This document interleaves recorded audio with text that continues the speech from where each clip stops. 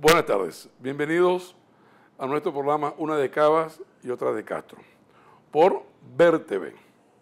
La semana que recién concluye fue una semana muy corta desde el punto de vista del tiempo, pero muy intensa, de mucha actividad política. Por ejemplo, cerró el domingo con la publicación de la lista Falciani. El martes, el vicepresidente de la República y el vicecanciller para Europa convocan a las empresas españolas radicadas en Venezuela y las citan para discutir un punto en particular. Pedro, ¿qué te pareció esa convocatoria? Bueno, un saludo a nuestros estimados espectadores.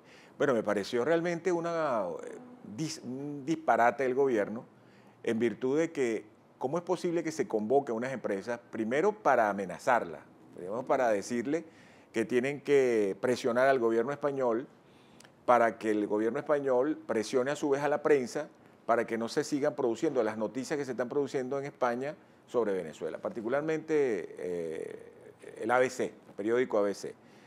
Porque como tú sabes, ni las empresas españolas están bajo la custodia del gobierno o reciben presiones del gobierno, y mucho menos los publicistas. Y además de eso, como lo dijo el canciller Margallo, en España existe total libertad de prensa. Y los españoles van a cometer el error de atender pues, una solicitud tan disparatada como esa, ¿no? Pero también yo creo que ahí había como una especie de petitorio de estos buenos amigos del gobierno nacional, el señor Monederos y el señor Pablo Iglesias del partido Podemos, porque ya ellos sabían que el Partido Social Cristiano COPEI le iba a introducir una demanda a estos señores en España, porque con dinero venezolano, Pedro, ellos financiaron la creación de ese partido con la cual iban a abrir la franquicia del chavismo en España.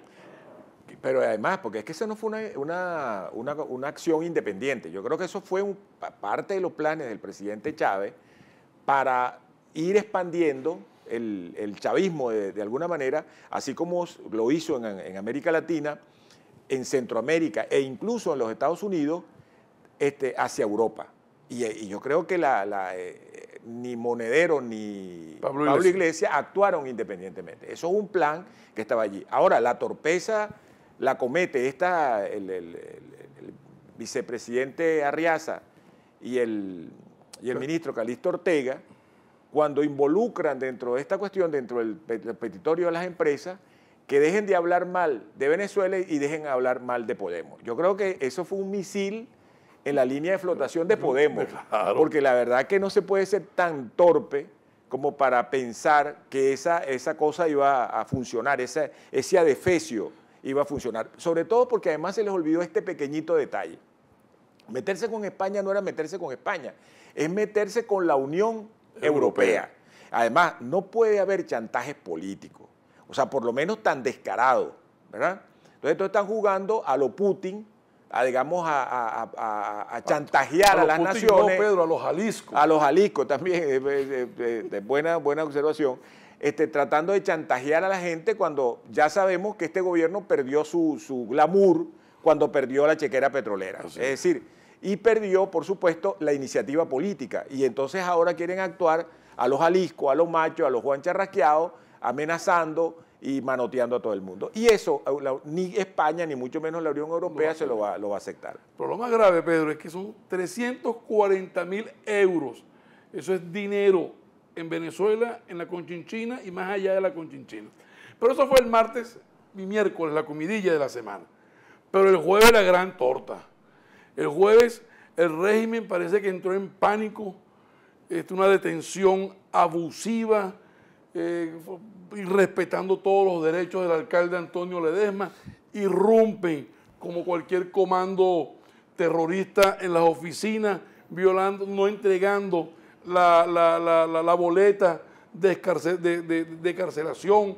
Lo que es peor, el presidente en una larga y tediosa cadena explicó muy escuetamente que el alcalde metropolitano fue detenido por firmar un documento que habla de la transición en Venezuela.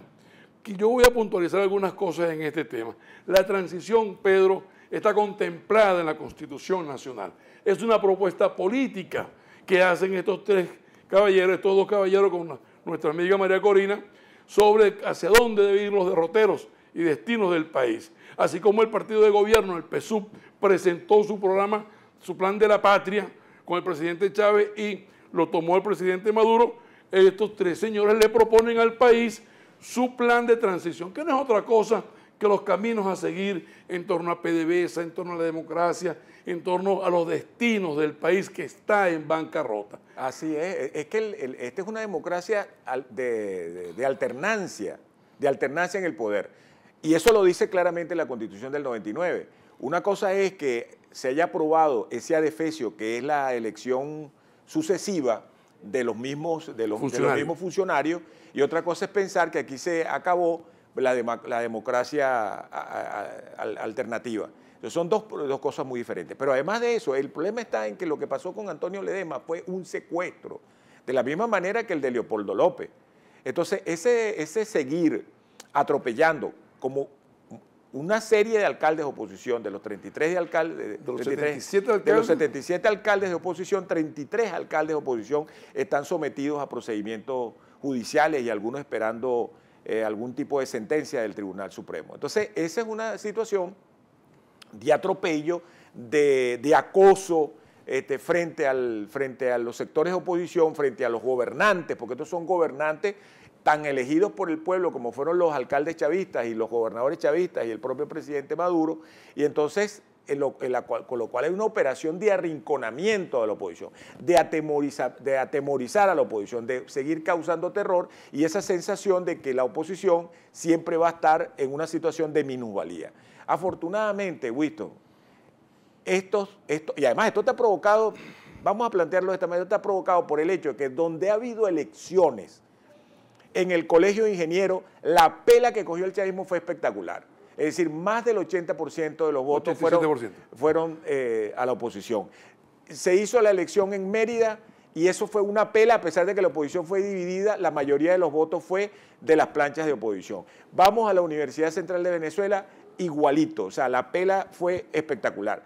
Ojo, con una cuestión importantísima que quiero anotar para nuestros amigos espectadores, que es que la abstención ha sido absolutamente mínima. Es decir, ha habido un voto responsable, un voto activo, un voto consciente hacia la oposición, con abstención prácticamente muy baja. Lo que quiere decir que hay motivación política a la participación, hay motivación y la gente está respondiendo frente a las situaciones que se están presentando. Rescatando una parte de tu intervención, Pedro, yo analizo que el gobierno intenta con la detención del alcalde Ledesma, tiene dos orientaciones. Una, infundirle el miedo a los ciudadanos, a los electores, para que no concurran masivamente en las siguientes elecciones, tal cual como tú muy bien lo indicas. Ellos están viendo que cada vez que se convoca a una elección, ya sea de una junta de condominio, ya sea de una elección de carnaval, unas elecciones estudiantiles, unas elecciones de gremios, como la que ocurrió en el Colegio de Ingenieros, la derrota que ha recibido el gobierno ha sido impresionante. Entonces yo infiero que el gobierno espera que se inhiba, se cohíba ese sector de la población que ha votado masivamente por la oposición. Ese es un norte que yo vislumbro de esa detención. El segundo gran norte que vislumbro con esa detención es buscar como un respiro, Pedro. Es buscar cómo la situación está mal, tal cual como ocurrió en la presidencia del extinto presidente Chávez cuando el referéndum revocatorio. Él sabía que las firmas ya estaban, él sabía que las firmas estaban completas, entonces se inventó lo de las firmas planas de modo tal de ir postergando las fechas de esas elecciones hasta el momento en que ellos estuvieran en mejores posiciones económicas para el país para convocar elecciones. Ellos están esperando ganar algo de tiempo, algo de espacio en el tiempo para poder convocar las elecciones. Pero yo creo que el tiempo se le ha agotado, Pedro. Ya no hay tiempo posible. Por ejemplo, si se trajeran todo el dinero que viene que tienen en el exterior, lo de la lista Falciani, lo que tienen en Brasil, lo que tienen en Hong Kong, lo que tienen en Siria, en Paraguay, en Uruguay y en Argentina, eso no les va a alcanzar. Primero porque eso es dinero objeto de demandas, de provisiones enajenar y gravar, producto de los litigios que tiene internacionalmente Venezuela. Y segundo, porque el dinero que meta Venezuela se lo van a robar, no va a ir a los proyectos sociales. Así es, pero mira, fíjate tú lo que tú estás diciendo, que es muy, muy importante. Fíjate, ellos están tratando de tapar con represión, donde está el secuestro del alcalde Ledesma, la prisión de Leopoldo López, las muertes que han venido ocurriendo en los últimos días contra estudiantes, que hay que comenzar a denunciar el problema de la tumba, ¿verdad?, donde hay una situación de tortura abierta y de irrespeto absoluto a los derechos humanos sobre jóvenes, además muchachos, jóvenes universitarios, como los hijos tuyos y míos, lo cual es una barbaridad que ya realmente clama al cielo, pues, esa tamaña injusticia. Entonces, con represión, con escándalos artificiales, como el famoso golpe de Estado denunciado por el presidente Maduro, quieren tapar la otra situación gravísima, que es la situación de total debacle económica. Total debacle económica, lo cual tienes toda la razón. Pueden traer los dineros. Yo en lo personal pienso, a lo mejor me equivoco, que no van a traer nada, por las razones que tú has expuesto, pero también por el hecho de que esos dineros no están a disposición de la República, de una manera que no tiene explicación además, ¿verdad? Porque como nosotros planteamos en el programa anterior, son dineros que no aparecen ni siquiera en el balance de los bancos, contablemente en el balance de las instituciones que abrieron esas cuentas, etcétera. Una serie de razones de carácter técnico muy fastidiosas que no vamos a entrar en ese detalle. Eso no va a estar disponible. Pero además de eso, Winston, el tema de la debacle económica es tal. Es decir, lo que se está haciendo es pasar toda la economía al dólar CIMADI, a 170, que ya ha ido escalando a 174 y tanto. Eso es una barbaridad, porque eso, imagínense ustedes la inflación en alimentos, que sobrepasa el 100%, que hay hiperinflación, es decir, que ya desmiente la mentira de que un dólar a 6.30 es para asistir a los sectores populares, porque ¿dónde está la asistencia a los sectores populares? Ese dólar a 6.30 tiene ya varios años y hay hiperinflación en alimentos. ¿Cuál es la asistencia? Pero además de eso, el tema es que no acaban de aparecer los dólares. Yo estuve conversando con algunos empresarios y algunos directivos jefes de cámara y resulta que la operación CIMADI es una operación extremadamente lenta, que no terminan de salir los mecanismos administrativos para el otorgamiento de los dólares, y estamos entrando en marzo. Es decir, que si otorgaron los dólares ahorita, tenemos marzo, abril, mayo, en mayo estarían llegando los alimentos. Es decir, hay una irresponsabilidad tan grande en el manejo de todos estos asuntos frente a la tragedia económica que tenemos, que estamos viviendo los venezolanos, que realmente tienen que esconderla de alguna manera. Y esta es la forma: represión, asesinato a los estudiantes, tratar de sacar al liderazgo opositor de la calle, y no lo van a lograr. Porque yo quisiera que tú le explicaras a los espectadores lo que tú me explicabas sobre cómo la unidad ha venido cogiendo fuerza.